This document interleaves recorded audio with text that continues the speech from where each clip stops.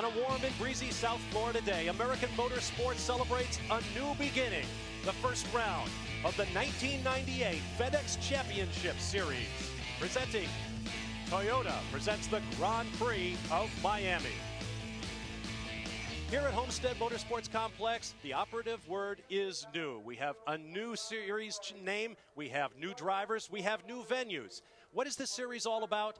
It's about both the familiar and the new. Welcome, everyone. I'm Bob Varsha. The new things include the name. What was the PPG Kart World Series for the Indy cars is now the FedEx Championship Series for Championship, or Champ Cars, as we will call them. We have some new venues, including a new race in Japan you'll see here on ABC Sports. 19 races in all, 2 more than we had last year. But there is also much that is familiar about this series, including the names. You know them. Bobby Rahal, who begins the last season of his glittering career here today. Andretti, Unser. We have some new faces in the crowd as well. But one thing they will be shooting for has not changed, the PPG Cup and the $1 million bonus that goes with it to the driver's champion. That title right now belongs to Italian Alex Zanardi. And one other thing that has not changed is the quest for speed. Phenomenal speed at this newly reconfigured racetrack. For more on that, here's Jack Arute. And Bob, you want to talk about speed? How about 29 cars over 200 miles an hour? And how about 22-year-old Greg Moore, who had a breakthrough season last year, scoring 2 victories? Well, today he scored his first pole position and will bring the field down for the first time. His qualifying speed, 217 miles an hour. A first for Moore and company, though. They will have a teammate. Patrick Carpentier will join him. And talking about teammates, how about on the outside?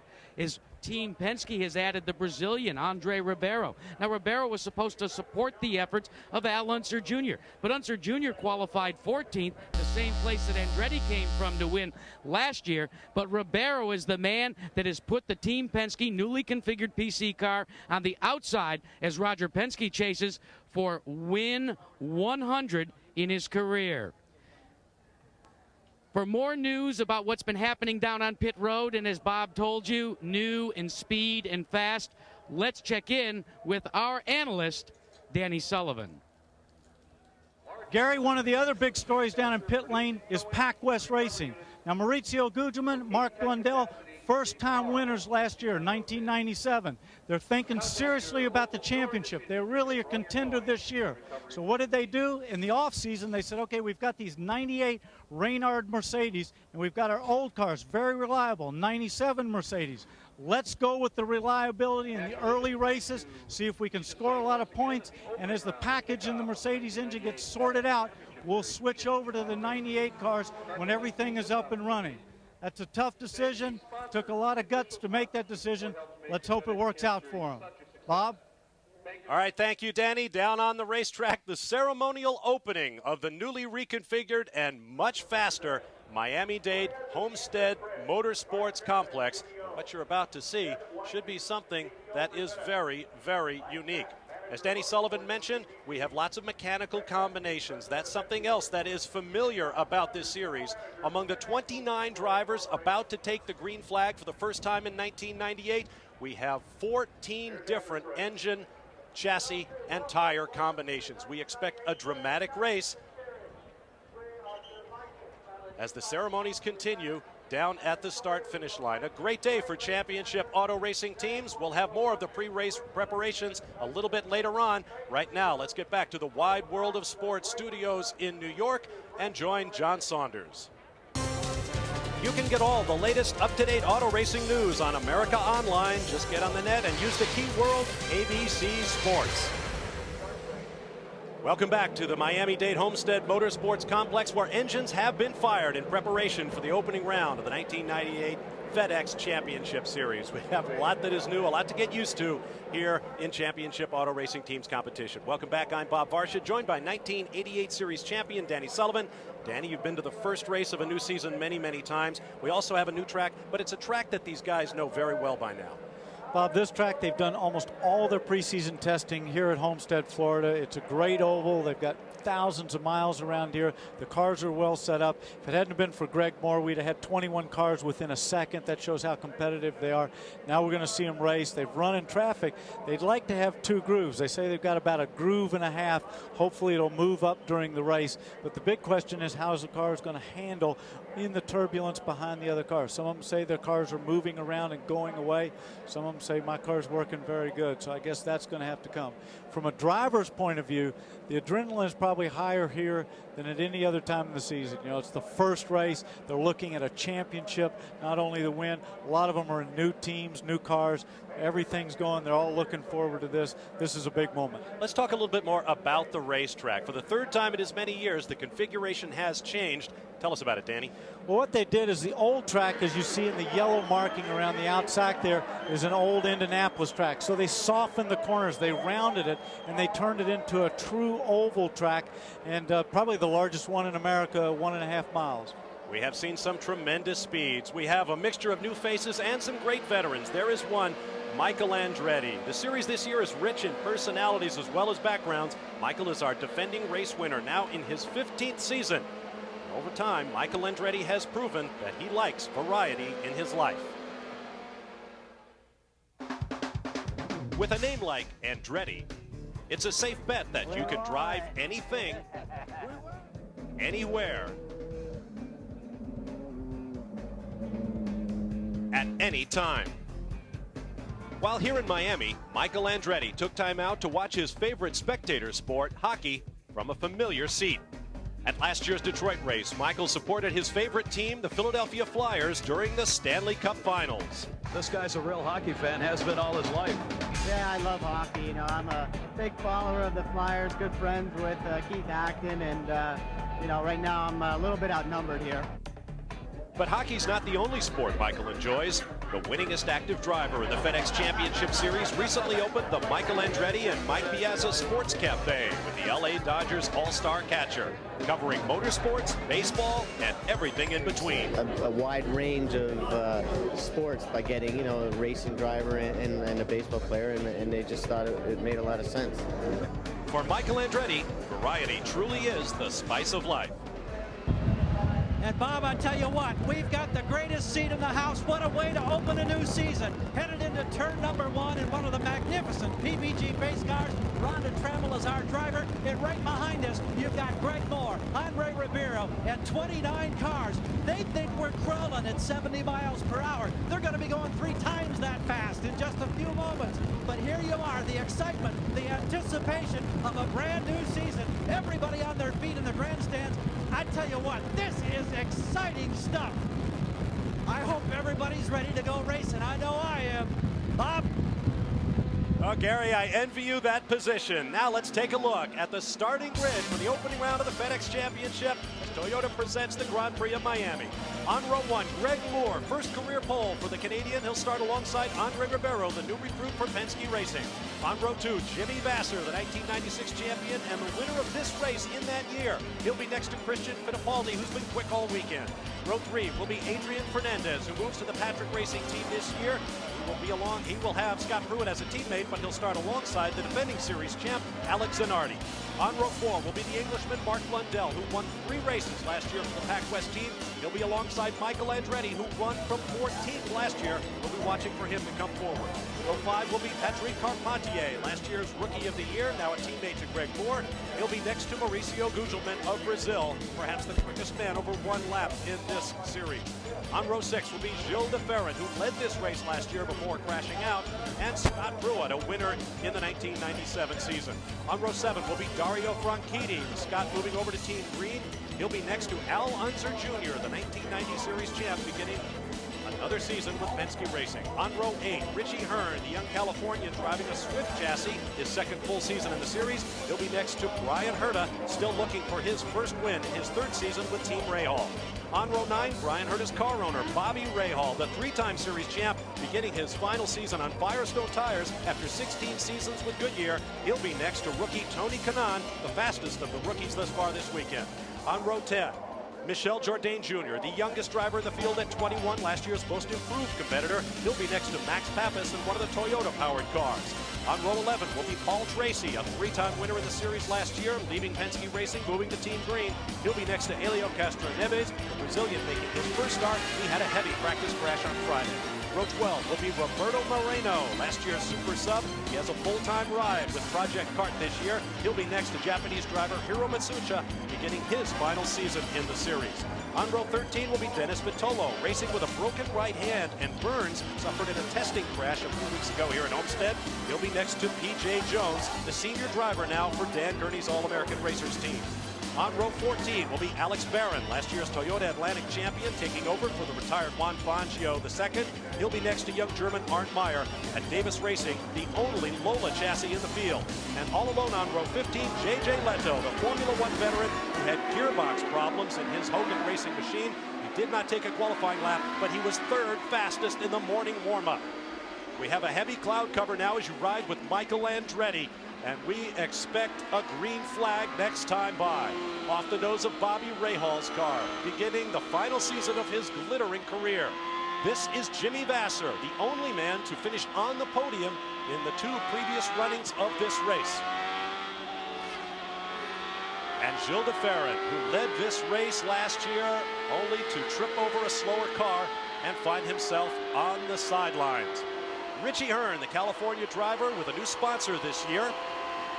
And we are set to go racing. 29 drivers from 10 countries, 14 different mechanical combinations. Each man with more than 750 horsepower under his right foot. The green flag waves, and we are racing. Greg Moore in the blue car will look for the inside line into 1. Andre Ribeiro is wheel to wheel with him. We're going to go 2 wide on lap 1. Now Ribeiro slots into second. Jimmy Vasser down low. You ride with Vasser, and he's being passed. A tremendous crowd in turn 2. And this is what the new layout here at Homestead allows, Danny Sullivan. The turns have been lowered in their banking. Drivers can race wheel to wheel. Bob, that was one of the most exciting starts. They were out there wide. Some of them had to lift off. It got a little slippery on the outside, but some great dicing early on.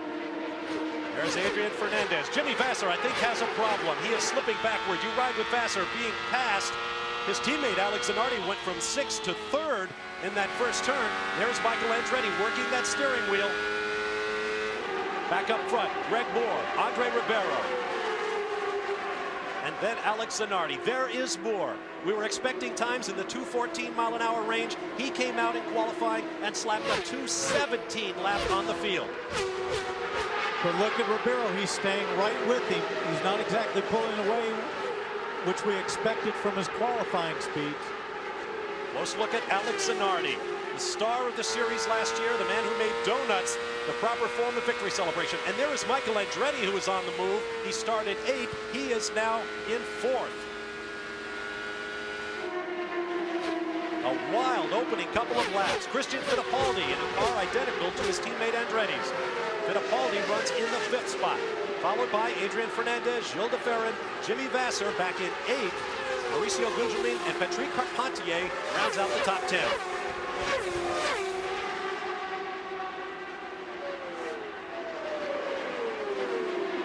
There's a look at Christian Fittipaldi. His father Wilson is here this weekend, as well as his uncle Emerson. Recall that last year he got 2 races into the season before suffering a huge crash in Australia that broke a leg. He missed 7 races before he came back and finished strong. Back on board with Gilles de Ferran.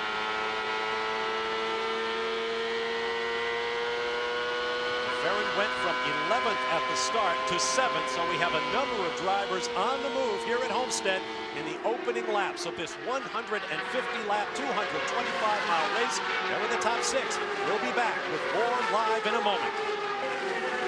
Welcome back to Homestead, Florida. Bob Varsha, Danny Sullivan with you, working lap number 12 of 150 as Toyota presents the Grand Prix of Miami. There is Scott Pruitt. New silver livery this year. He started 12th. That's the position he runs in right now. Coming up behind him is Al Unser Jr., who started 14th. As you can see, the drivers moving in and out of the shadow. That can affect the way the car handles, Danny Sullivan. Well, again, but the track's pretty cool right now. We don't have any great sunshine here. You see that cloud overhead. So the track's pretty fast right now. What they're doing is they're all trying to feel the car out now under race condition, lap after lap. They've simulated a lot of this, but it's a whole different scenario when you actually get out there with the other people. Whoa, sandwiching Art Meyer in the yellow Lola. This is for 3rd place. Michael Andretti and Alex Zanardi, the Italian in the red car, on the move. Christian Fittipaldi to the right of your screen, watching all of this happening with some interest. Bob, that's what we're going to see all day long. It's going to, a lot of the passes and the moves are going to be dictated by traffic, sometimes slower cars, just if they get held up. We saw that last year. I don't think that's changed here at this track. Here's a look at our at-the-line graphic. The fastest 3 cars will be indicated by those yellow points. And as you can see, as each car comes across the line, the quicker laps may be going on further back in the pack. Gilles de Ferran fastest on that last lap at 196.754. Now Zanardi has Michael Andretti. Ooh, down below him. Michael had to check up. Now what will happen is when Michael has to check up like that, watch Christian Fittipaldi will be right behind him. He'll get a run in there on him, and he's got to try to protect that position. So we're going to see traffic and moves like that dictate the outcome of a lot of this racing. Alex Zanardi able to draw away on the entry to the corners. Now Michael Andretti in that Swift chassis, the only American designed and built chassis in the series, moving up with Ford power and Goodyear tires. Hear how long he has to lift off of that throttle there. You can hear it on your screen right there. He has to really roll out of the throttle under race conditions. Reaching well over 200 miles an hour at the end of each straightaway. Bear in mind that when Greg Moore qualified, he did turns 3 and 4 flat, never lifted off the throttle, and he was almost flat out in 1 and 2. Traffic up ahead now.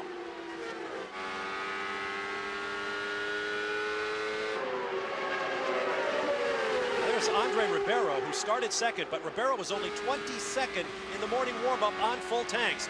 Ribeiro getting past in that radical new Penske car, the BC27 Mercedes. Bob, he's got to have a problem. He's been running so fast. Look at him dropping back. You don't lose that much speed. I would imagine something's going away on the car, the handling, probably in the tire area. Ribeiro, a sensation in qualifying, putting that car on the outside of the front row. Right now, he's under attack. Adrian Fernandez, his former... And look at that move. I'm sorry, Bob. Did you see Gilles de Ferran knifed right through the 2 of them? What a move. Ever aggressive Brazilian, Gilles de Ferran. He had his share of troubles at the beginning of last year. Crashed out of this race. Had some heavy crashes in Long Beach as well. And there's Andre Ribeiro, who's taken to the pit lane. Early problems for Andre Ribeiro and Team Penske, the most successful team in this series. Gary Gerould is waiting for him. He's already here, Bob, as he coasts. Well, he doesn't coast, but he comes in very slowly. Vibration apparently in the tires, resulting in a tire change. They top off with fuel, and we're watching now to see no other wing adjustments. Apparently it was just a rubber problem all the way around, a 12-second stop. I think Danny grabs a wheel weight or something. That could be something as little as a wheel weight, but early on, you could toss the wheel weight off, which would throw it out. Hopefully, it's not something more severe in the car. To the right of your screen is Gilles de Ferran in the blue and white car. To the left is Christian Fittipaldi. And behind them, this is Adrian Fernandez and Jimmy Vasser doing battle. On board with Bobby Rahal.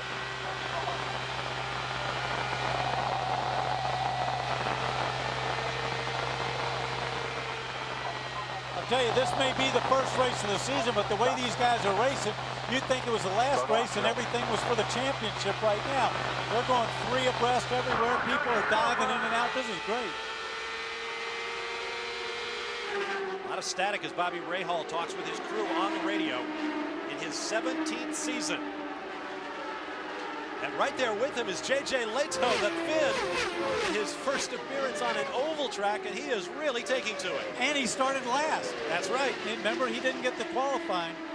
Gearbox problems for the Hogan Racing Reynard in practice put J.J. Leto at the back of the field. 4-year veteran of Formula One with 3 different teams, including Benetton, where he partnered Michael Schumacher. And one thing about J.J. Leto, his experience is none on an oval. Compared to the other guys who've come, some of the other rookies who've run Indy Lights and Atlantics, he has no oval experience in racing. But he is vastly experienced in motorsports. His manager is K.K. Rosberg, Formula One world champion from the 80s, on board with Richie Hearn getting passed down low there. Wondering if that car is completely healthy. But J.J. Leto, like Rosberg, has that Finnish icy cool in the car. He does that, and actually I'm looking out of our booth window, and Keke Rosberg is standing right over there leaning against the wall. Hurd started 15th. You see him running in 21st now. Gary Gerald. Quick update on Andre Ribeiro. They've examined the 4 tires they pulled off his Penske chassis. They can't find any problems. There's a little bit of early rubber buildup, which may be unusual, Danny, this early in the race, but they haven't been able to pinpoint any specific cause. Let's check in now with the leader, Jack. Well, Gary, good news for Greg Moore. He likes this racetrack because it reminds him of the place that he scored his first win, Milwaukee. That's a flat 1 mile. In talking to Moore back and forth to Neil Milkerite, he says the tire pressures are good. The car is perfectly balanced. They are halfway through their first fuel run. They should be pitting around lap 45, Bob. Thanks, Jack. We are live here at Homestead. We'll be back after this message and a word from our ABC stations. Back live at Homestead, Florida. 32 laps down, 118 laps remaining. Oh, and Adrian Fernandez and Christian Fittipaldi battling for 5th place. On board with Jimmy Vasser. And guys, you were wondering about Jimmy Vasser. Remember, he faded fairly early on in the race. I checked with Tom Anderson, who calls the shots on that team, and he expressed a lot of surprise. He said, we're not sure what might have happened, but he did say maybe Jimmy was just being cautious. Well, Jack, you know, that happens a lot of times. You just get, everybody's going crazy, and you think, wait a minute, I'm just going to settle down here a little bit. And, you know, just we've got a crash. Tony Kanaan has hit the wall just after Michael Andretti went by Alex Zanardi for 2nd place. This will bring out a yellow flag and solidify Andretti's position. And probably a lot of pit stops, because they've now gone past what probably is their minimum of about 20 laps. They're lap 33. They'll probably all pit as soon as they can. There is Kanaan, the 1997 PPG Dayton Indy Lights champion. Let's see if we can see what happened. He just loses it. He just gets up there, got a little bit out on the outside, and he just lost it. Well, he is not the only one down in turn 4. That's also the scene of a couple of accidents earlier this weekend. We'll take this opportunity for a break and be right back. Back live at Homestead, Michael Andretti and Alex Zanardi peel out of the pits. Greg Moore, who came in with the lead during this yellow flag period, a long pit stop in the Team Forsyth pits. Guys, part of the problem with Greg Moore was he came in, they had anticipated making a wing adjustment. They are very concerned about the onboard pneumatic jacks. So what they did is they brought out a manual jack to try and assist the team in the front. Now, a manual jack is a very simple piece of apparatus that the front nose goes down in an area down here, and you lift it up. Well, that process cost them additional time, because what happened is the crew was unaware that this was happening. They continued their tire change, and they were totally out of sync. Bob? Well, I guess it's possible to be out of sync, and the first race of the year is the likely time. Let's watch in replay now what happened. See, they can't get the tires off. They're trying to get the tires off, but the car's not up in the air. The air jack didn't go up, so the guy jumps over, grabs the old style jack, manual jack, lifts it up, has to go back to the wheel, pull it off. This is valuable time. See those guys going by in the pits? They're all, even his teammates, boom, they're all blowing by him. What a time for a driver to keep his cool. A 19.9 second stop for the pole sitter and new track record holder Greg Moore. Let's put that into perspective. If they do an 11 or 12, he just gave up 7 seconds. 200 miles an hour, that's 700 yards. From high over the circuit here at Homestead, you get this beautiful view. Our overhead shots are courtesy of the Goodyear Blimp Stars and Stripes, based in Pompano Beach, Florida. This year, Goodyear celebrates its 100th anniversary and the 73rd consecutive year for its blimp fleet. Welcome, Goodyear. We'll be back live to Homestead in a moment. Let's take a look as we're still under yellow here at Homestead. Today's stories: speed. This racetrack about 20 miles an hour per lap faster than the old configuration of this circuit. We'll see what the teams do to adjust to that.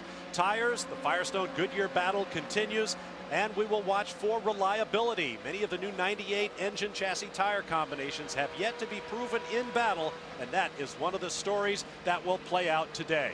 We'll be back with more live from Homestead in a moment. Right now, let's go to our Wide World of Sports studios in New York and John Saunders. On green, next time by. Welcome back live to Homestead Motorsports Complex, where we are still under caution. We expect the green next time by as Toyota presents the Grand Prix of Miami. Joining us in the booth now, a two-time winner here in the IndyCar Series. We welcome Robbie Gordon. It was announced this week. Robbie, you'll be back in this series a little bit later this season. Yeah, our first race in the Panasonic car will be Nazareth, Pennsylvania, so we're really looking forward to that. Danny, I know you have a couple of questions for Robbie. Well, Robbie, I mean, you've been out of it for a while. You did that that other stuff last year, Winston Cup or something like that. Are you looking forward to getting back into it, and has it changed since you were here? It's definitely changed. It's gotten more competitive for sure. It's amazing to see how fast the cars are going before that first yellow. I think they were averaging 197 miles an hour or something like that in race pace. Very fast. We're going to ask Robbie Gordon to stay with us now as we get set to go green with 42 laps complete. Greg Moore had to make a second stop to cut away the rear part of that balky onboard jack. They'll have to do it by hand the rest of the way.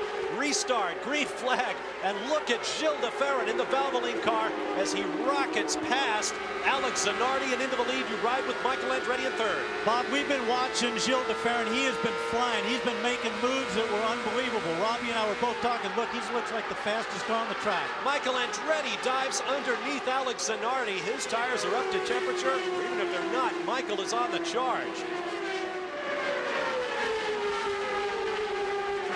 There you see the running order. As we go back to green, 150 laps scheduled. All of the teams have had an opportunity for new rubber and a full load of fuel. Many of the teams planning a two-stop strategy. Danny, will anything change right now? Well, when you have that yellow, of course, you've gone inside your window. You've done 33 laps as opposed to, say, 45 to 50 laps, which they were hoping to get to. So they'll have to go at least 2 more times unless we have quite a few more yellows. But the race pace that we're running, as Robbie mentioned, 197 miles an hour. They're garbling down fuel. I mean, they're running as fast as they can. Right now, Brian Herta in the black and white shell car attacking Paul Tracy. That's a battle for 10th place. Robbie, I know it's hard for you to sit up here and watch these other guys do all the racing. It's very difficult. You know, looking up there, I see Paul Tracy. He made a huge jump in that first pit stop up to place number 10. Well, I mean, one of the things that amazes me is, you know, everybody's thinking championship at the beginning of the series. You're thinking scoring points. We're watching this race. You don't think anybody's thinking championship here. They're racing wheel to wheel and going at it. Nobody seems to be backing off. Very, very competitive. I'm very surprised how competitive the series has been. You know, looking at the front 2 rows, you know, every package seems to be working right now. Goodyears or Firestones, they're competitive. The Fords, the Honda, the Mercedes, they're all competitive. Going to be a great season. Checking the speeds at the line, Gilles de Ferran.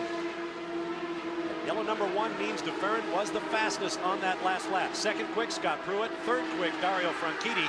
Fast laps being run further back in the pack. Bob Varsha, a word from Scott Pruitt's pit. Not only do the drivers, of course, test, but the teams put to the test on that first pit stop of a new season. And Pruitt came in 11th place. He left here in 6th place. That's a gain of 5 positions. Clearly, he's on the prowl. This team is elated. Bob, that to me proves that how important with it is competitive as it is on the track. Your pit stops now are paramount. You have to have a good pit stop to stay in this or possibly gain a place of the guy you can't get by. Watching Christian Fittipaldi in 5th place as we come around with 49 laps complete. He's got a piece of racetrack all his own right now, but coming up from behind him, Patrick Carpentier closing in. Now make that 4th and 5th, Fittipaldi and Carpentier, as our Omega timing system recycles. Of course, got Gilles de Ferran out front. Now remember, he was so dominant here last year. He had the fastest lap going in practice and crashed in qualifying. He was then leading the race, went to pass a slower car and got taken out. He clearly likes this place, but he hadn't had the best luck here. Derek Walker's also very, very good on ovals. I think, you know, that's an excellent package this year. They'll be definitely championship contenders. Watching Christian Fittipaldi, the 1991 International Formula 3000 champion, one of 83 separate racing championships held by this field of 29 drivers. This is truly a series of champions. Patrick Carpentier, 2 years ago, the Toyota Atlantic champion before moving up to the FedEx Championship Series. Last year, he was with Tony Bettenhausen in the Alumax team. This year, he partners his Canadian countryman, Greg Moore, at Forsyth Racing. And we're really going to find out how good Greg Moore and the Forsyth boys are. I mean, they had some really unfortunate luck in that first pit stop. They've got to come back from that, but they've got to remain cool, keep their heads on here, try to score some points. He's way down in 16th spot. Haven't had such a dominant weekend so far. He's got his work cut out for him. And Danny, that's precisely what the conversation between the crew and Greg Moore has been the last couple of laps. Maybe they don't have a chance to win this race, they said on the radio to Greg, but we've got to be able to show the patience to gain the points. Don't forget, over $1 million up for grabs if this former Rookie of the Year could come back and knock Zanardi off the PPG Cup in '98. The PPG Cup and that $1 million worth of incentive as we watch Adrian Fernandez lapping slower traffic. He's got Dario Franchitti, the Scotsman, just behind him. They are 7th and 8th. Ooh, wheel to wheel. Now this is a big surprise for me because the Cool team did not qualify very well. Paul Tracy and Dario Franchitti, but they seem to have gotten their cars working better during these race conditions. Dario Franchitti gridded in 13th place. Paul Tracy gated back in 21st. Here's Franchitti in the green and white of Cool Team green with that day glow orange tip on the nose of the car. And of course, the white cross of St. Andrew on the blue field of his helmet, emblematic of the Scottish national flag. There are the numbers on Franchitti. Moving forward, about 8.5 seconds behind the race leader, Gilles de Ferran, as we complete 55 laps of 150. Bob, one of the things that Derek Walker and his crew back in Gilles de Ferran is happiest about is the fact that all weekend long, every practice session, this number 5 car has been at its best when he's in traffic. And that is holding true at this stage and after the first pit stop. He is having a terrific afternoon, some 55 laps or so into this event. And they think that they're on target to be able to challenge all the way. It's a terrific run early, but that's the way this weekend has gone. His best in traffic. Gary, of course, he's not exactly pulling away from Michael Andretti or Alex Zanardi. They are right there, and if he makes the slightest mistake or gets held up a little bit in traffic, they're set to jump all over that. Let's check in on our tire war right now. Goodyear cars running 1st and 2nd and 4th. Firestone represented in 3rd spot by the reigning series champion Alex Zanardi. So a good day right now for Goodyear. Look at that, Robbie. I think Michael's moving back in on him. I mean, he looks like he's just closing up a little bit. Let's learn more on Alex Zanardi's situation with Jackaroo. Well, it was a 9.9 second pit stop that gave Alex Zanardi the lead, but that was until they dropped the green flag on this restart. What happened? Well, according to Alex Zanardi, he literally fell asleep on the restart. He apologized profusely to Chip Ganassi, and all Ganassi said to him is, just settle down, it's still a long race. Robbie Gordon, I know you have an opinion about what's going to make Michael Andretti's race as we watch him leading Alex Zanardi 2nd and 3rd. Well, I knew I was going to be up here with you guys before the start of the race. I went down, talked to Michael Andretti. Michael Andretti said he may not have the speed in clean air, but he feels he has the downforce to run in traffic very well, and that's the case right now. Robbie, we ought to explain to everybody at home, though, what that means in clean air. Some of the cars, just the way they're balanced, when they're out there by themselves, the cars are very efficient. But when they get behind another car and the air is all disturbed coming out from underneath it in traffic situation, that takes away that downforce for front and can make those cars not very comfortable to drive. And I think that's what he's talking about. In traffic, he feels good. Is that right? That's exactly right. And what he was talking about is he feels he has more wing angle. The more wing angle will be more drag in clean air, but in traffic will give him more grip. And that seems to be the case right now. Well, as we're watching him, he seems to be diving through traffic pretty comfortably. Michael Andretti has it. Your front bar and your weight jacker. Ed Nathman talking with Michael Andretti. We're going to take a break. We'll be back after this message and a word from our ABC stations. Welcome back live to Homestead, working lap number 68, but back on lap 67, we developed a new leader. You're watching now in replay as Michael Andretti in the black car sweeps under race leader Gilles de Ferran and moves into the lead for the first time in this race.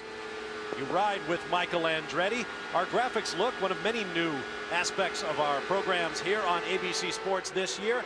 Something else that's new is our Toyota Spotlight. And with more on that, here's Jack Arute. Bob, what we're going to do with the Spotlight is take a look at things that maybe be missed in a regular show. One of them we want to look at first in Toyota Spotlight is how important teamwork is. Consider the teamwork between current national champion Alex Zanardi and his car owner, Chip Ganassi.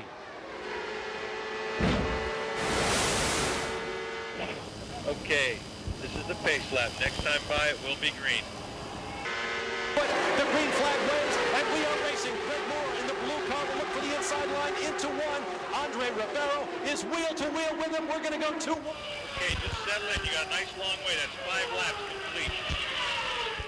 Nice and easy, guys. Nothing fancy now.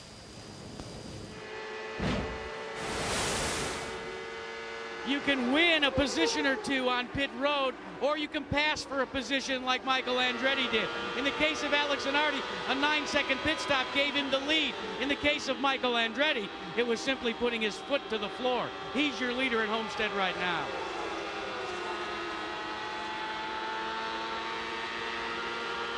That's our Toyota Spotlight. We'll have several of those for you in each of our race programs. Our thanks to Toyota and to Target Team Ganassi for helping us out. Riding with Jimmy Vasser. As he is being passed, could be headed for the pit lane. We don't see him there, though. Bobby Rahal has made a pit stop. Out on the racetrack, Scott Pruitt running with Adrian Fernandez. Remember, they are teammates at Patrick Racing this year, and they are running 8th and 9th. Look back from Pruitt's car with new Visteon sponsorship in 1998. Visteon representing electronics and other subcontractor parts supplied to the Ford Motor Company. They are on the move, hoping to be an independent company soon. Their sponsorship of Scott Pruitt will help them in that effort. Let's check out the speeds now as we continue to lap. Working lap 73 now, approaching the halfway mark. Checking the speeds at the line. Michael Andretti, the only car across. Naturally, he is the quickest. Gilles de Ferran second. Now third fastest as Alex Zanardi comes through with the fastest lap of those who have crossed the start-finish line.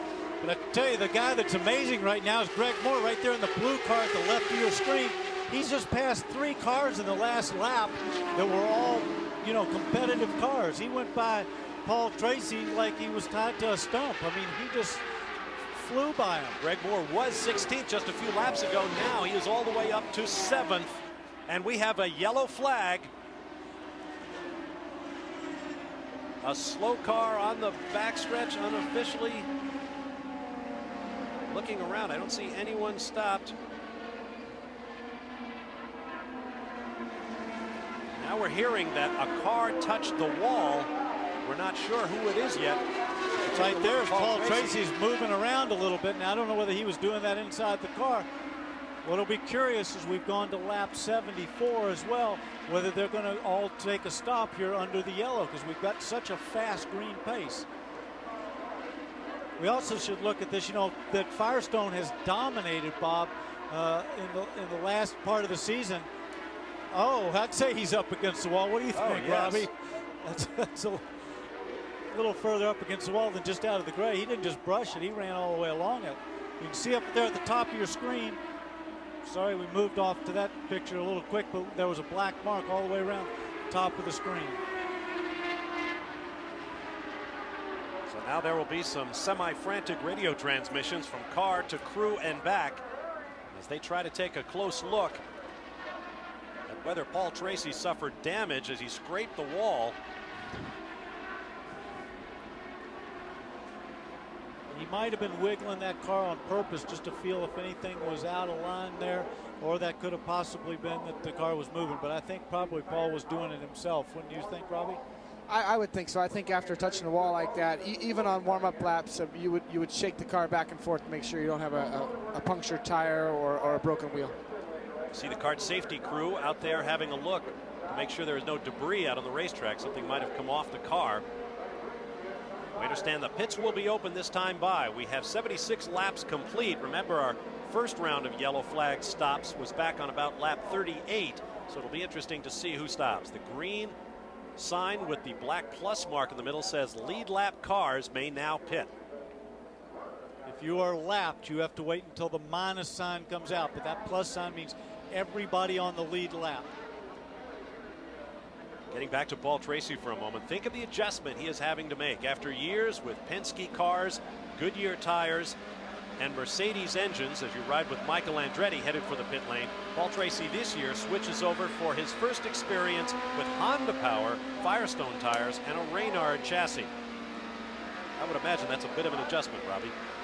It's going to take a little while to get that adjustment figured out, you know, to figure out what the car does throughout a full run of fuel, what the tires do. He's got a lot of different variables in there. I know the Team Cool Green team has been testing a lot, so I would think they're pretty close.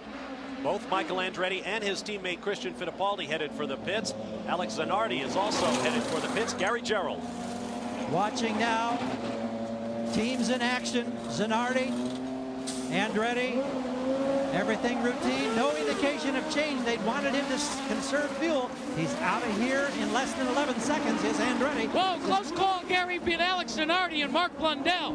Zanardi was set to pull out. Blundell was pulling in, and they literally connected. They did not make contact to contact, but it was quick thinking on Zanardi's part. He locked it up and lost about a second and a half. Boy, that is what the teams most fear, particularly those guys who come over the wall to change those tires. There you see the fueler expressing some frustration, and I think they're directing that over at the Target Ganassi crew. And let's not forget that they, after last year at Rio, they made that area kind of no man's land in the corner of the pits. That's supposed to be an area that you're not supposed to put anything in, and the cars have to pit in the middle to just stop that. And we have very big pits here. So while we're under yellow, we'll take this opportunity for a commercial break, and we will be back live to begin the second half as Toyota presents the Grand Prix of Miami. Back live at Homestead as Toyota presents the Grand Prix of Miami. Bob Varsha, Danny Sullivan with you, along with special guest Robbie Gordon. You're watching Michael Andretti, who is running second in this race. Gilles de Ferran did not stop and is our race leader as we work lap 82. And they are stretching fuel mileage just a little bit, Robbie Gordon. I spoke with Derek Walker before the start of the race. He thought he could run 55 laps on a fuel run. What this means is that for Derek Walker to do it in one more stop, he needs to make it to lap 95. On board now with Gilles de Ferran, who has led all 3 races here at Homestead. Now we're working lap 83, so we've got like 8 laps. They better get in for fuel. Well, if Robbie's calculation's right, 95, that means he's got to get to lap 95. That's 13 more, well, soon to be 12 more laps. That's a ways to go. But of course, you never know what's going to happen in the yellow situation. This, again, as Robbie mentioned earlier, is Derek Walker playing the odds, being clever with his pit strategy. Never was good at math or listening. Down to Gary Gerald with Paul Tracy. Paul Tracy on the wall. Paul, what was the situation and where did the contact come from? Well, my car got really, really loose, a cool car, and I just was having to run a really high line to stop it, try to minimize the amount of car was stepping out, and I was on the outside of a lap car, and I just got up in the gray a little bit and lost the front end and went and just brushed the walls. My mistake. I'm really disappointed. I mean, we've been behind the 8 ball all weekend, and I just wish we could have ended up better than this. Tough not getting any points in the first race. Well, it really is. I mean, I'm really disappointed in what's happened today. My mistake out on the racetrack. Hopefully we can make it up in Japan. Thank you. Fortunes of racing. A moment ago I said that Gilles de Ferran has now led all 3 races here at Homestead as you watch Michael Andretti in second. The only other man to lead the first 2 races here at Homestead was Paul Tracy. And you guys upstairs were speculating as to when our leader would come on to pit road. Well, I checked with Derek Walker, and he says in approximately 10 laps. So guess what? Robbie Gordon, 95 is the magic number. 0.9 Andretti. That was Derek Walker's voice saying 0.9. That means he's 0.9 of a second in front of Andretti. It's not as big of an advantage as they'd like to have, having stayed out on the track, but he's really calculating for two stops in the pits.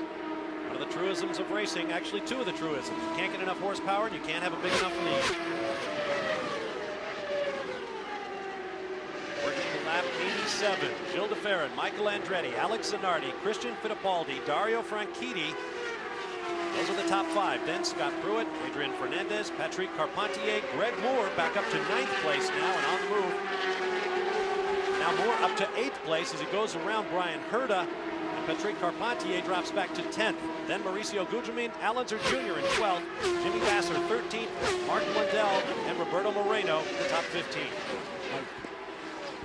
As you watch Adrian Fernandez to the left of your screen, being followed by Greg Moore, young Canadian that sat on pole 3 miles an hour faster than the field for one lap of this 1.5-mile oval, the largest true oval in racing here in the United States. To Gary Gerald.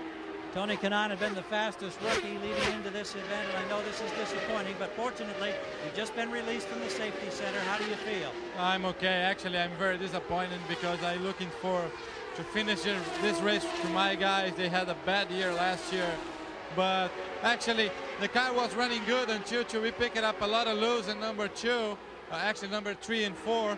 And one of the laps, I got Alonso Jr. in front of me, and he had a big moment as well. So, and I back off too much, and I got the big loose and spun, and unfortunately crashed. So we're looking for the next one. It's still 18 to go. I'll be fine. All right, thank you, Tony. Talk about a steep learning curve. The rookie just got his first taste of concrete in southern Florida. Thank you, Gary.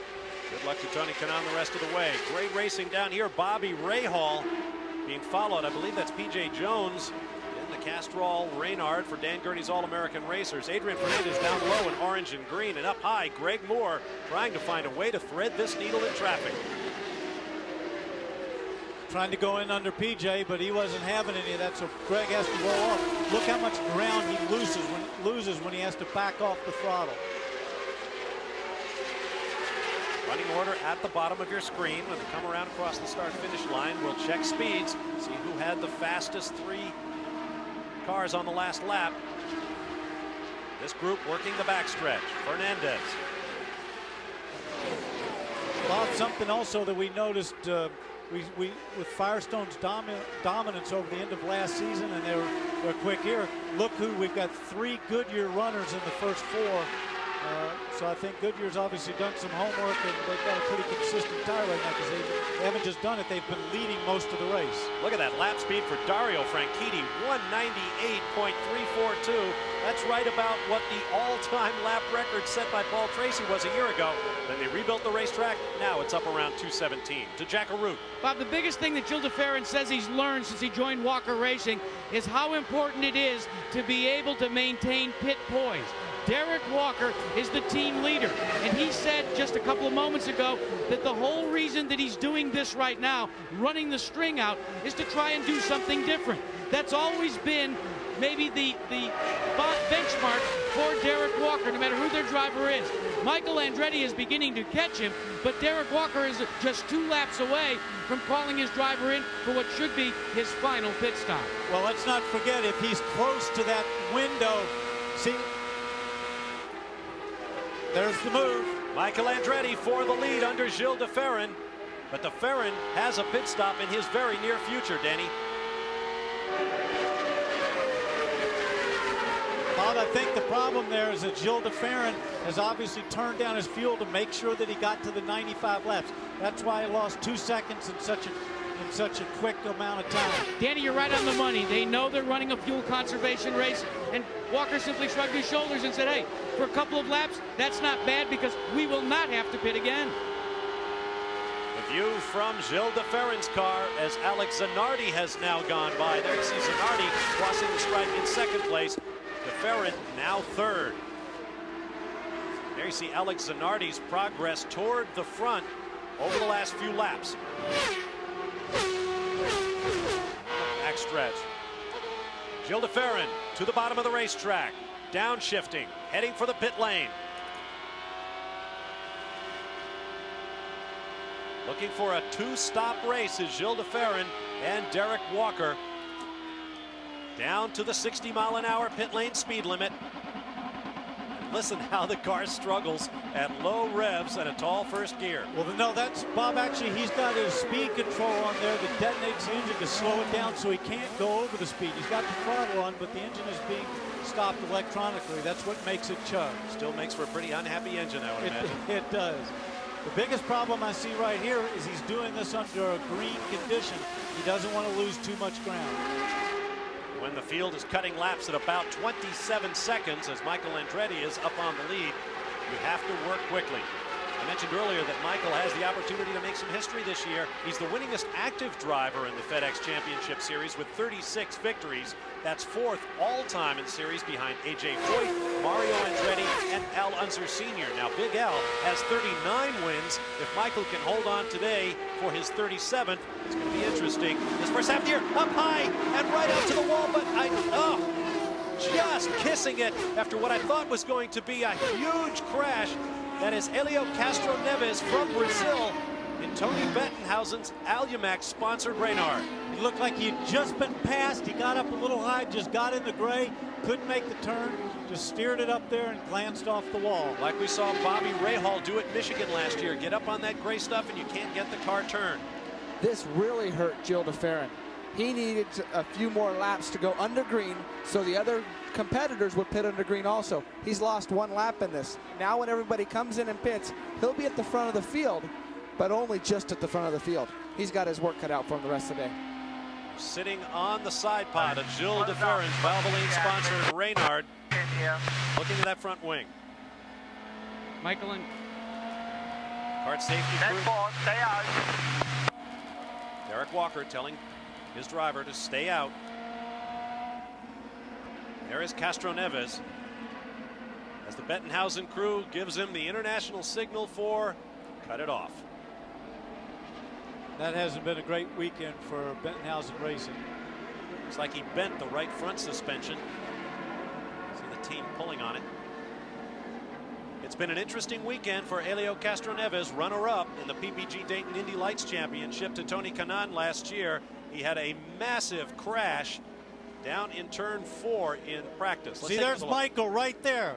And Castro Neves gives him room, but see as he starts to get up here in the gray, and there's nothing you can do. Robbie, you know what it's like. You get out there, there's no way. And he did a very good job of just turning it up and glancing it off the wall. Well, after about 100 laps of running, there's a lot of marbles up there. The marbles are the small pieces of rubber off the tires, and you don't get good grip up there. He obviously got in the marbles. Which is one of the reasons we have a new tire rule in the series this year. Last year, both Firestone and Goodyear brought a primary and an optional compound to the racetrack, and the teams would switch back and forth between those 2 compounds. Use the softer for qualifying to gain your best. Michael being ordered to pit by team manager Ed Nathman. This year, to finish the new tire rule, the tire companies can bring 2 compounds, but the cars using their primary compound have to stay on it. They cannot switch to the optional unless the primary is withdrawn by the company, and all of the cars using the primary tire have to move to the optional. If qualifying is over, they have to go to the back of the grid. And about right now, Ed Nathman, who calls the shots for Michael Andretti, is not concerned at all about compounds. What he is concerned about is that there is no miscue on pit road in terms of fuel.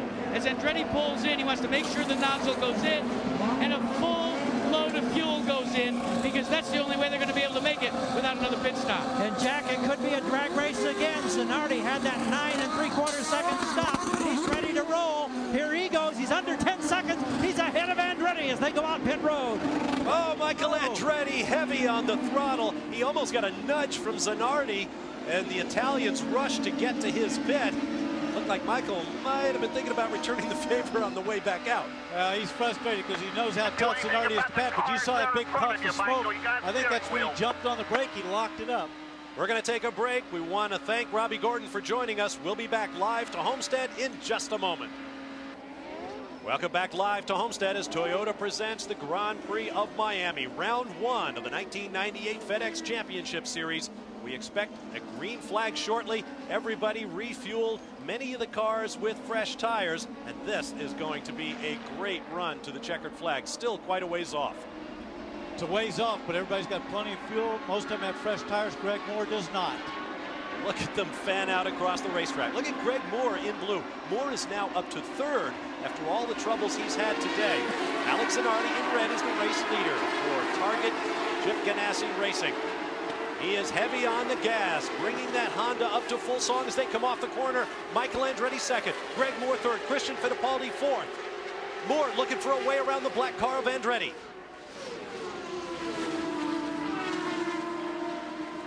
On the back stretch, up through the gearbox, up to more than 200 miles an hour. Headed for the sunshine in turn 3. Christian Fittipaldi looking for a way around Moore now. Zanardi in red, Andretti in black. What we might be seeing here is Andretti, look at this. He's just flying off that corner. He's going to take a look. I don't think Zanardi's going to let him have it. Oh, and he goes down. What a move.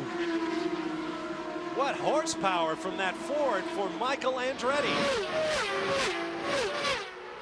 They have looked good in some of the practice sessions. Andretti and his teammate Christian Fittipaldi using that Swift chassis with Goodyear tires and Ford power. They didn't qualify especially well. Michael in 8th. Michael's car seems to come to life so much quicker, in the after a fuel stop, that it's just, look at him, he's just stretching it out. Now everybody else is trying to get settled down. There is Greg Moore with Christian Fittipaldi right behind him. New Newman Haas team manager Ed Knappman talking with Michael Andretti on the radio. Told him before we went green, this is a three-man race. You, Alex Zanardi, and Greg Moore. I think Christian Fittipaldi might feel differently from Dario Franchitti, who runs back in 5th. But right now, you see a lead group beginning to draw away from those following. What we also might be seeing is Goodyear tires. Michael is on Goodyear tires. Zanardi is on Firestones, as is Greg Moore. Christian Fittipaldi are on Goodyears. Let's get down to the pits at Jackaroo.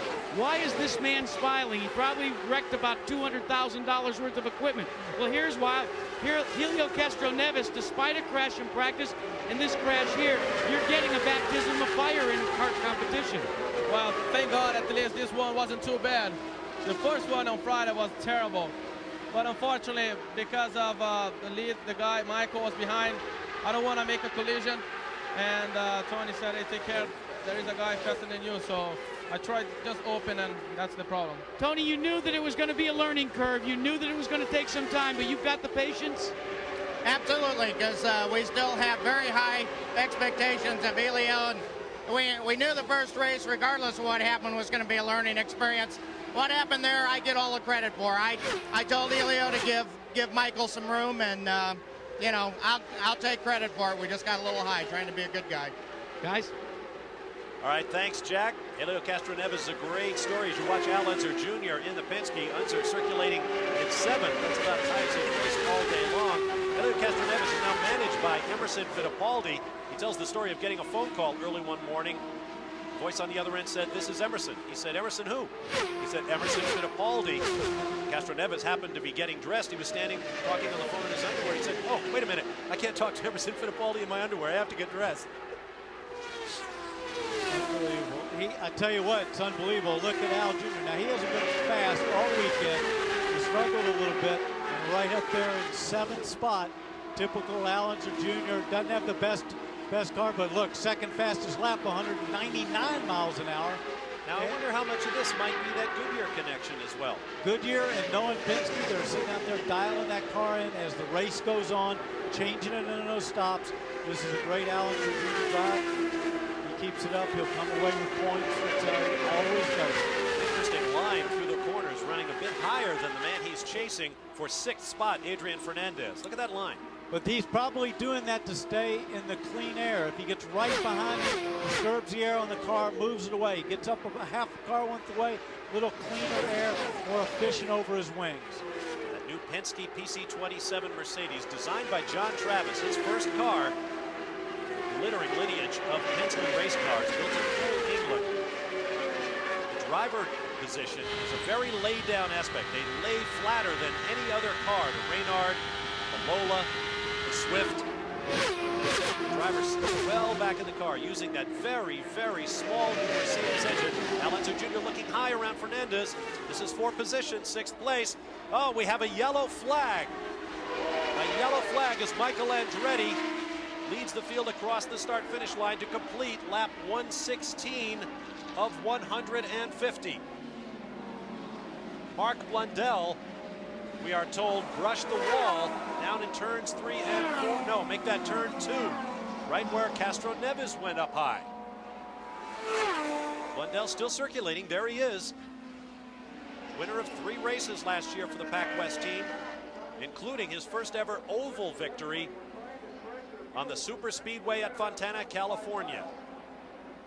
Our 3rd yellow flag. Will take this opportunity for a break. We'll be back after this message and a word from our ABC stations.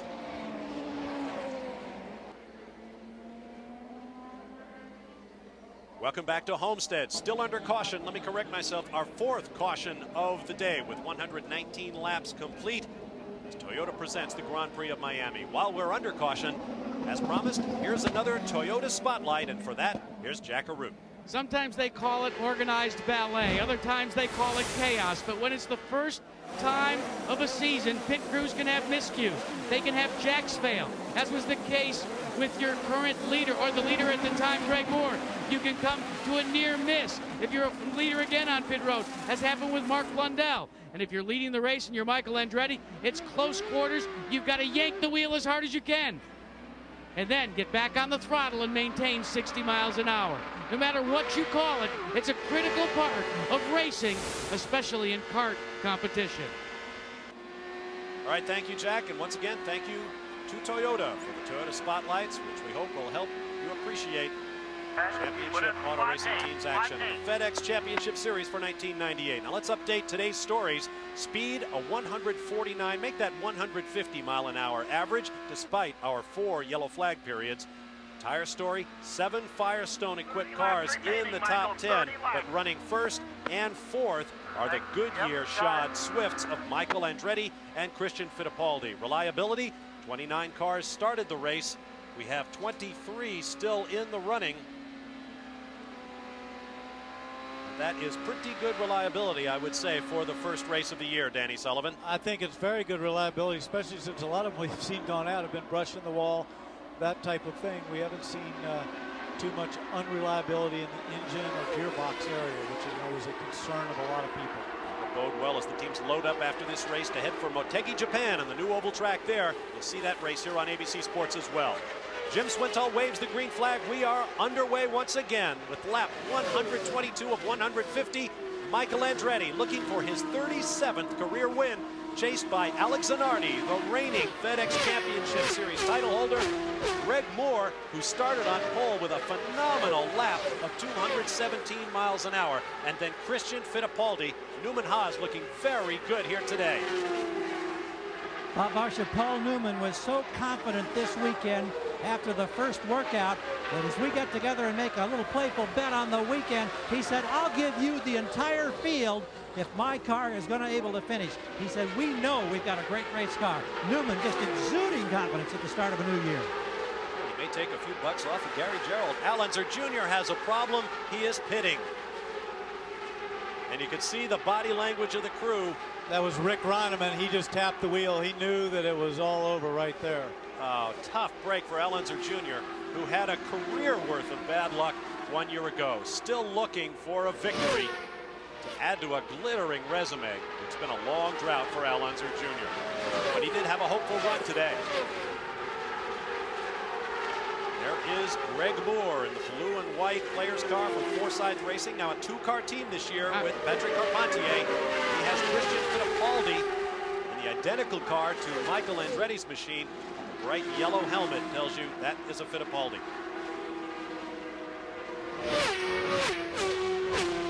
Bob, we might want to amplify in that Greg Moore situation. Back before the last break, Danny indicated following that last round of pit stops, Greg Moore did not change tires. Now, that's because they had the problem with the jack on the car. They didn't want to take the time to manually jack it up. They determined that their Firestone tire wear was good enough. How it'll stand up in these last 25 laps is going to be critical to Greg Moore. Consider he started on the pole with a great speed and went all the way back when the jack failure on the first stop. Now he's right back in contention for a podium finish. All right, Gary, and also, sorry, Bob, Gary, also, it's going to get worse as the run goes on. I'm sure that they're sitting there quietly hoping for a yellow to possibly come in and put new tires on. Blue flag waves from the flag stand for Arndt Meyer, because coming up behind him, the race leaders, and as you saw from that at the line graphic, everybody lapping up front at more than 200 miles an hour average speed. Fittipaldi now looking for third place off of Moore. Got him on the line down into 3. Oh, side by side they go. Moore giving up nothing to Fittipaldi and holds third place. I got to tell you, Bob, he certainly didn't seem to have any tire problem there. He was right out in the gray and never lifted. They have numbered the turns here at Homestead. Down in 3 and 4, they'll be talking about that one through the rest of the day. Checking speeds once again. This time, Alex Zanardi has a couple of ticks on Michael Andretti, who went by the previous lap at 2:02. in mind, this is a 1.5 mile track. Those are like super speedway times and speeds. Absolutely extraordinary stuff. Now there's Dario Franchitti, currently shown in 9th place. There's the view from Gilles de Ferrum. Look at that right front wing bouncing. Heavy aerodynamic loads here on a track this fast. Those wings are not drooping because of the load. That's the design that comes out of Reynard. They find that the most efficient way. Another yellow flag from Jim Swintal. You understand? Yes, Hiro Matsushita right there has made heavy contact. Right front wheel askew. So the Japanese driver, with just a handful of races in the FedEx Championship Series still on his resume, ends this one. He stopped on the backstretch. There you see him just coming off the wall. The damage has been done. Looks like he did exactly what everybody else did. He got up in the gray, got up, slid it up in the wall. We saw the tire was a little bit folded, and then the suspension just collapsed after it got a little bit more load in it. Interested, Danny Sullivan. I have a question for you about passing etiquette in a moment. We see drivers going high to let drivers through on the bottom and getting in trouble. We'll talk about that when we return. A great finish coming up as Toyota presents the Grand Prix of Miami.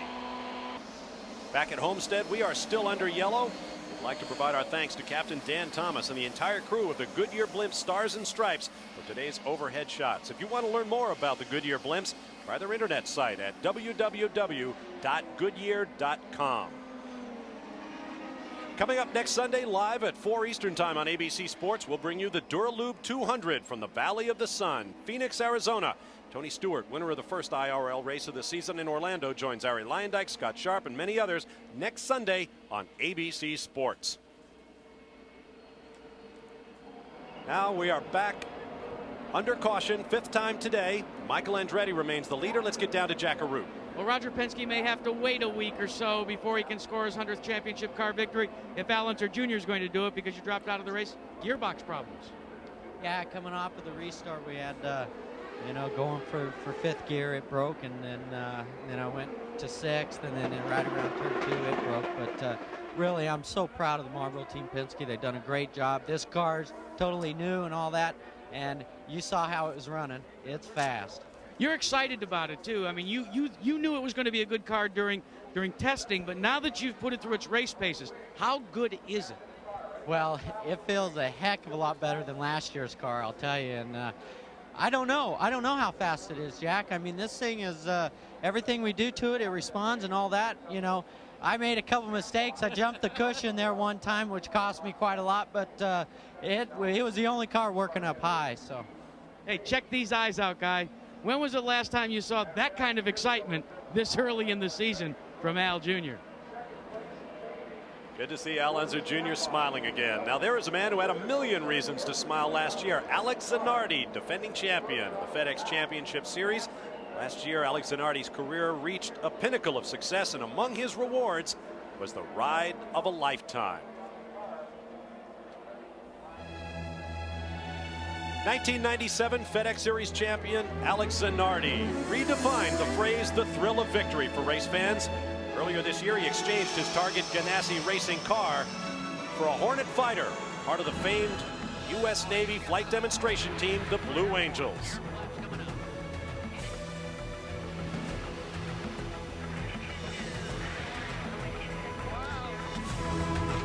Always quick to give thanks, Alex was glad to be back on familiar ground, and he learned the true meaning of finding the feel of speed.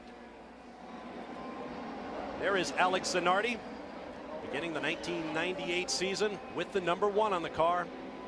Once again this year, Target Chip Ganassi Racing is donating funds to the St. Jude's Children's Research Hospital in Memphis, Tennessee. $1,000 for a pole, $5,000 for a win, $25 for each lap led. Kids, I know you're looking in. Cheer your man home. We'll be back live to Homestead. We are still under caution with a lap and a half we trust, to the green flag, and then we will have approximately 11 laps to go to the conclusion of this race. While we were away, we overheard Michael Andretti telling his team on the radio, I wouldn't mind if they did this yellow flag thing all the way to the finish. That's not the way it's going to be. We are going to light the fuse, and it should be a great 10-lap conclusion. Hey guys, remember just a couple of laps ago, Andretti's crew was worried about would they be able to go the distance, would they have enough fuel, did they take on enough? During this period of caution, they burned off fuel like a jumbo jet would, consuming more than they normally would because they want the car lighter for the green flag. You had a look at Mario Andretti. 10-4, 10-4. Ed Nathman talking with Michael Andretti. When it goes green, you have 11 laps to go, 11 laps. Drive fast. Drive fast. They seem pretty loosey-goosey, Danny. Ed's a little bit that way. He likes to talk to you on the radio. I don't think he had to tell Michael to drive fast, though. He knows what he's got to do. He's been to that winner's circle before. Michael's got to catch up with Father Mario, who's already won a race this weekend. There was a special health karting challenge event for some motorsports legends yesterday here at Homestead. The winning karting team, Mario Andretti and the great Clay Regazzoni, driving separate karts because Regazzoni lost the use of his legs in a racing accident, drove a hand-controlled kart. Congratulations to Clay and Mario. Right now, Mario's boy Michael leads the way over defending FedEx Championship Series title holder Alex Zanardi. Restart, lap 140, 10 to go. Make that 11 to go, including this lap. Next time by, we'll have 10 laps to go. And Andretti driving away from Zanardi on the backstretch. What a jump for Michael Andretti, who has been able to demonstrate tremendous acceleration all day long, Danny. I don't know whether it's the Goodyear tires or his car just comes to life on those restarts and pulls away, and that's something that we've normally seen from Alex Zanardi. And he doesn't appear to be able to match Michael's speed today. That Ford is basically a 3-year-old engine design, but it does have many, many updates for this year, including new heads, a new bottom end, the crankshaft, conrods, bearings, and pistons. It must be pumping out well in excess of 800 horsepower, and Michael Andretti right now is working it. 21 cars remain running with 9 laps to go now for Michael Andretti, looking for his series-leading 37th career victory. Last lap, 201 miles an hour.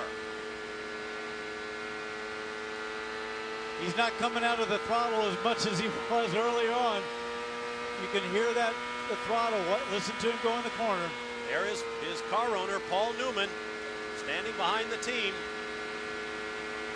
Look at that steering input for Michael Andretti. Smooth, no handling problem at all.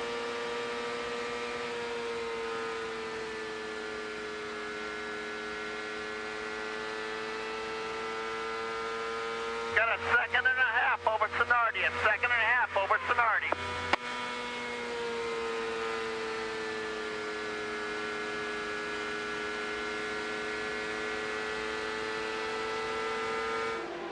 We'll enjoy it as Ed Nathman and the team talk Michael Andretti home on the backstretch. Through turns 3 and 4.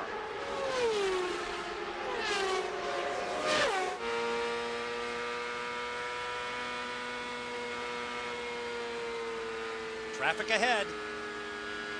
Omega timing shows Andretti more than a second and a half up on Zanardi. The bright yellow Lola of Arndt Meyer just ahead. Tip of the helmet to that crew. That car had no oval track testing when they came here this weekend with 2 new models. Lola trying to get back. Now see what's happened with Arndt Meyer. He held up Zanardi, and look at this. Greg Moore making a dive down the inside. That was all because Alex Zanardi had to lift off a little bit and go around the outside turn 4. Let me get back to a question I was going to ask you earlier, Danny. So in a sports car race, when I both attended at Daytona earlier this year, they told the guys to stay low on the banking if you were being overtaken. Here, guys are going up to let the faster cars come by underneath them. You see some cars into the wall as a result. Well, they let him go by on the inside going into the corner, but you saw right there he stayed down on the outside. The problem is Alex Zanardi has to back off a little bit just to get around it. He just can't hold the throttle down. It's a little bit too slippery out in that area. He breathes it just enough to allow Greg Moore to slingshot off of turn 4 and pass him down the front straight. Moore's gained a little bit. Watch 4. You got 3 laps to go. Moore's gaining.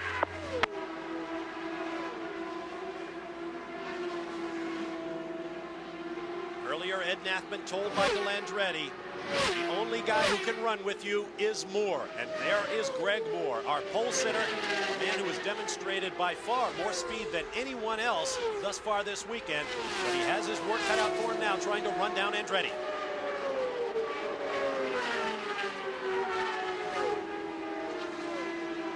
Two to go. Traffic ahead for Michael Andretti. That's Jimmy Vasser directly ahead.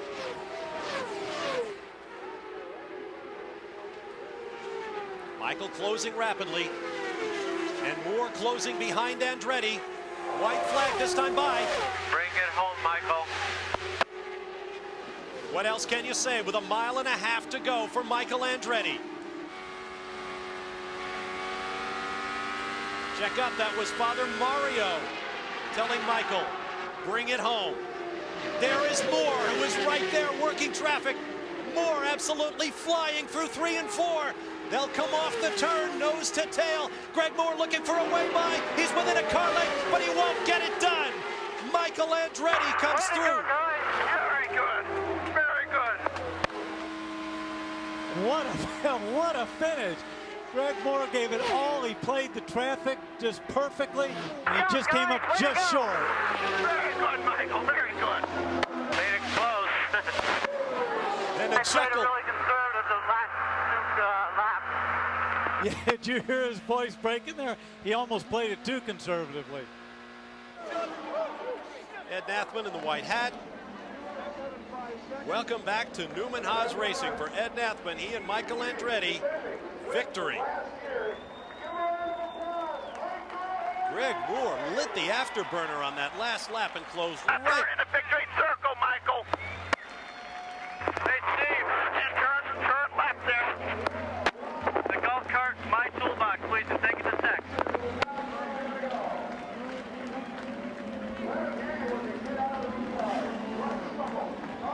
Well, I guess we're going to have to rename this Miami-Dade Homestead Motorsports Complex Swift Central. 2 years, 2 races, 2 wins for the Swift chassis. Michael Andretti's 37th. The 3rd time in the last 5 years that Michael has won the season opener. Jack Arute is down in victory lane. Take it away, Jack. There's nothing that can be said right now. Just listen to the enjoyment of the crew and fans as Michael Andretti scores his first victory of 1998. Well, Michael, it was 12 months before you came back to victory lane, but you came back and you knew right where to go. But, boy, he ran the string awfully tight there in the last lap. Yeah, I really played it conservative the last 2 laps and almost backfired. But, you know, we pretty much had it under control, but I was just maybe a little too careful there and almost caught me. But we made it, and I'm very happy. Now, you just made it, I'll tell you what. But Ed Nathman comes up here. Listen to this. Welcome back. Welcome back, Nathman. You came from the IRL back to kart, and you really kept this kid really cool all day. AJ Foyt taught me a few things, you know. Carl Haas, let me ask you one thing, though, Michael. You know, there's a new attitude with you. You can see it. We've seen it at spring training. We've seen it all year. Where'd it come from? Oh, I don't know. I have a lot of great things happen in my personal life, and the racing team has turned around. The car's a lot better. I think we're going to be a lot more competitive. The tire situation is much better, so I have a lot more confidence from all of that. You know, it's just it's a great year so far, and we got to keep it going now, not wait another 12 months to do this. Is the Swift up to the task this year? There were some problems. You know, we thought it was going to be great last year. It's absolutely up to the task. You know, I think they did a great job over the winter to make a better car, and along with Goodyear, they've done a great job. The tires were perfect today, and you know, everything was just great. Can it get any better? No. Yeah, it can. We'll win the next one. Guys, In the background, Michael's new wife, Leslie. They got married on Christmas Eve. As he mentioned, there's been a lot going on in his wife. Also down there is Michael's father. You know him. He's with Gary. Yeah, here's a guy that's won a few of these races in his championship career. Mario Andretti, can a father experience any more pride than what you must be feeling at this moment? Oh, no, not at all. I mean, it's just like my chest is out 4 miles. I'm so happy for the entire team. They've been working. Everyone works so hard. Everybody always says that, but you know, I know what's happening here, and the team is really up for it. And to be able to begin the season again with a win, with another new Swift chassis. Goodyear's done a tremendous job over the winter, so my hat's off to them, and I just hope this is a good omen for the season as it's rolling now. Now tell me, how nervous did you get in those last couple of laps, because that blue car right behind Greg Moore was flying? Yeah, I'm still shaking, actually, and I said, Michael, did you have to make it that exciting? He said, well, he says, I was a little bit too conservative on that last lap. I realized that, but, you know, he usually knows how to handle a lead, actually, so. But it was exciting. As a man who has won so many championships in your career, how significant is coming out of the box to start a new season with more points than anybody else? Well, I'll tell you, it beats anything else, because, you know, to be able to be just at the head of the field in points, and to be able to rule, if you will, as you go on to the next race, I think it builds momentum with the team. You know, this is human. You know, this sport is human. You got a lot of people involved, and everyone has to give 110%. So this is the best medicine you could have going into the season. Savor it. Enjoy it. You bet. Thank you. That's Mario Andretti. Gary, let's tell you about the driver of that blue car that gave Michael Andretti and his dad a lot of fits the last 2 laps. Greg Moore, that was exciting. Yeah, it was. I think if we'd have got the white flag when we got the checkered there, I think I would have had him into one. But you know, it's a good job for my guys. You know, they worked awfully hard when we had that air jack failure to you know, to put us right back up in the top 3 with pit stops was a good job. Yeah, let's talk about that. You know, it looked like you had everything all together. That first pit stop, the failure with the onboard jacking system, and then you come back and you battle your way back. Listening to the radio back and forth, it was almost as if, not that you were resigned that you couldn't win, but this was a chance for your team to show that you had the patience necessary to win a championship. Well, that's just it. I mean, I almost had Michael there through 3 and 4 that last lap, but you know, it's better to finish second than not finish at all. But you know, realistically, I think where we were, we had a shot at winning the race if we hadn't had that air jack failure. But you know, second, still a pretty good job for everybody in the players' team. Always amazes me when a driver's running so well, like your team was, then that malfunction takes place. How do you control the emotions inside the cockpit? It's a little bit difficult, because then we had to come back in again, so I was dead last. So, you know, you just start to think, you know, how am I going to get by the guys in front of me before the leaders come up behind me and stuff. But you know, my car was working real well in traffic. My engineers did a good job there. But I'm a little bit disappointed, but on the other hand, pleased that I had such a good drive today.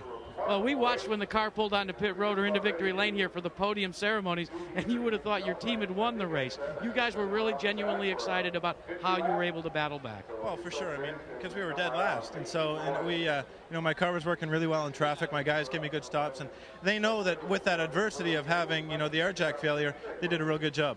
Gary, 22 years old, he's already scored 2 victories, got his first pole today, his first podium of 98. This guy is really on a roll. Well, we're with Alex Zanardi now, Jack, the man who is the defending champion. You find yourself on the podium. Quite a tussle there to get that 3rd spot. Greg Moore was loaded in those last few laps, wasn't he? Well, Greg obviously was really fast, but I think we had the car not simply to hold Greg behind, but maybe to win. The problem is that we choose to set up the car in a way that would perform very well in the long run, and we just had too many interruptions towards the end, and so the tire kept being cool, and Michael was just flying on every restart. So, did that surprise you that it turned out to be that kind of a race, that you couldn't get the longer sustained runs to get the benefit of the Firestones? Yeah, a little bit, because I thought we were gonna get yellow, but not as much, especially towards the end. And I guess they decided to stay out a little bit longer to clean the circuit a little bit better, and you know, that was it. I knew that it was very difficult to go around Michael, and on top of everything, I got some traffic working against me. I mean, sometimes it works for you, sometimes it works against you, and I was very unlucky to get in that particular spot, and Greg got me. I know they want you for the podium. One final question. In this now your 3rd year in the championship cars, how much more confident on an oval are you, Alex? still not very confident, but I'm obviously happy with the result. It's definitely better than last year, and the car was running great. I mean, the whole Target Chip Ganassi Racing team did a great job, especially in the pits. I was asking just earlier on what did they eat this morning for breakfast, because, I mean, I want some of that stuff from Motegi. There you go. That Motegi is the next stop in Japan. Billy Camphausen and the officials leading him toward the podium. Last year, he was 7th in the season opener here, went on to win a championship. This time, he opens 3rd. Jack? Gary, Christian Fittipaldi celebrates his teammate's victory with a 4th place finish. That's a nice run for your first outing in '98. Well, definitely it was a pretty good run. I think we scored some solid points, and I think that's the most important, especially towards the end of the season. It's going to make a great difference, and we'll see. I'm pretty happy, and there's still a lot more races to come, like 18 more races to come in front of us, and we'll see what happens. When you take a look at the season, Christian, and what you learned here with the performance of your team and the Swift chassis, what sort of changes do you anticipate for, let's say, Japan? I don't know. Japan, in a way, it's pretty similar to this, and we'll see what's going to happen. Like, I think we had a good setup over here, and I think we're going to go again very well when we go to the next race. I'm pretty confident also. I'll tell you what, it's very difficult. You missed the podium, Gary Gerald, and he was waving to his teammate who was celebrating the victory. Yes, indeed. Well, we're getting ready to assemble the podium. The top 3 are going around the track, a victory lap, if you will, and the podium proceedings will be coming up. Here's Scott Pruitt. Didn't make it to the podium today, but I tell you, your crew did a great job for you to get you up into contention so you could finish 5th. Yeah, we had great pit stops, and I got to say hi to my family at home who couldn't make it. They just did a superb job. You know, Vistion just signed on with us this season, and it brings a lot of exciting things. And it was, you know, one of those things. We chased the car all day. We started out loose, came in the second stop, again loose, made some more changes, and then at the end we kind of stepped over and had understeer. So, but the guys, all the Patrick guys, just did a superb job, real fast pit stops, and that was, you know, that was most of my passing was done today. Your teammate finished right behind you, your new teammate, Adrian Fernandez. So I'm sure that this gives everybody a huge boost because it's going to be a long season, and those championship points are so precious. Yeah, they are. And, you know, Ford, we were a little concerned with the engine program. It just ran like a train all weekend long. And, you know, Adrian and I are friends, and so it's pretty fun having him as a teammate. We really like the car very much the same way. We're able to really play off each other. The things I learn, he can take. The things I learn, he can take.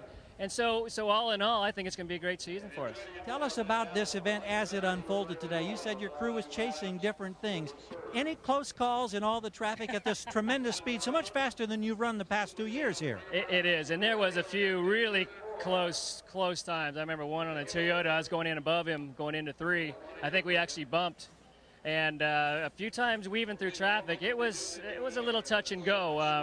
You know, you had to kind of hold your breath a few times. Now, you've got Motegi as the next event coming up. Did you have a chance to test there last fall? No, unfortunately, we were testing for Firestone here in the States at the time, but from everything we've heard, talking to the other drivers, it looks like it's going to be an exciting track, an exciting race, and probably just about as fast as this place. We're looking forward to it. We're going to see you there in a couple of weeks. Thank you. Scott Pruitt in the number 5 spot, Bob.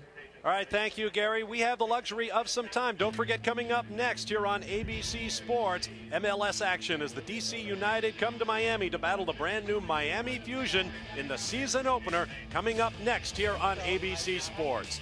We'll be back with much more after this message and a word from our ABC stations. Down on the infield, a massive crowd, a sellout crowd here at Homestead. It appears they've all gone down to watch the podium ceremony as Michael Andretti is being presented with the first place hardware. And this year we will have something new added to our podium ceremony, the flags of our 3 podium position winners raised on high, led by the United States for Michael Andretti, Canada for Greg Moore, and of course Italy for Alex Zanardi. An appropriate international podium here, opening round of the FedEx Championship Series. And now in honor of our race winner, Michael Andretti, the national anthem of the United States of America.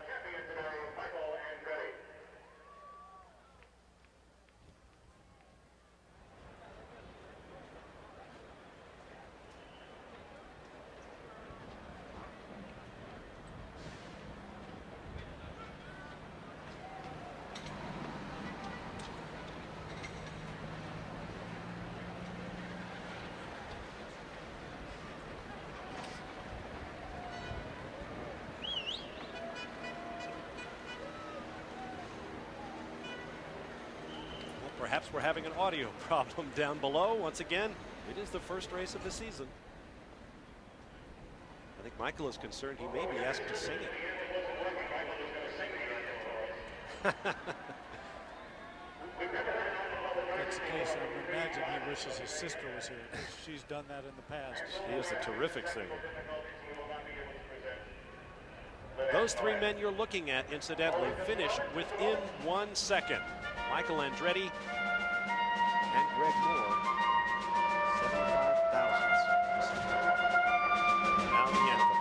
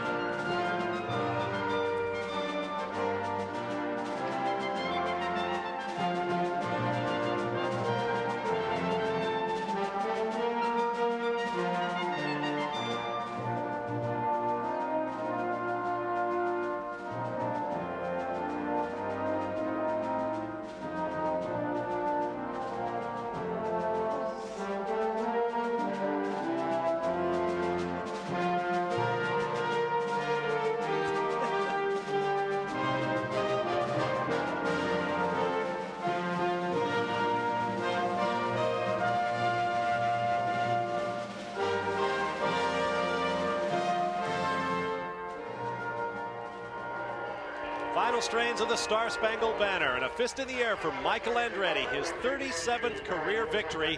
Right now, let's go to Jack Arute for our final Toyota Spotlight of the day. Bob, if you're Alex Zanardi, if you're the PPG Cup champion, you never give up. Look at that. Is there enough parity around this series, or what? You got Goodyear, Firestone, Mercedes, Ford, and Honda all in the top three. You're okay on fuel, in your hand. Green, green, green. Doesn't look good, huh? 4 to go, 4 to go. White flag, white flag. Good job today, man. You did a great job. Sometimes if you're the defending champion car owner like Chip Ganassi, you can coach your driver only so far.